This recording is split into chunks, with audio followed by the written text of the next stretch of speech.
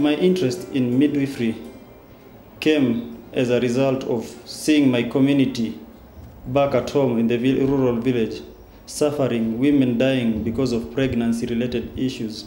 I felt touched, and that's what motivated me to come, train, and work as a midwife. My challenges, there are so many.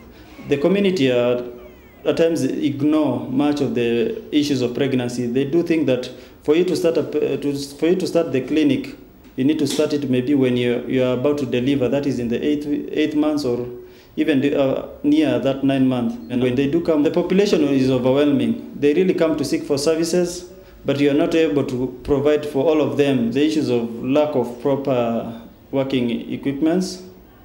We do face some challenges, especially in the supplies. At times in our facility we experience shortages of drug. Yes, you may provide good services, but if you don't provide the drug, at the end of the day, you've not really helped that woman.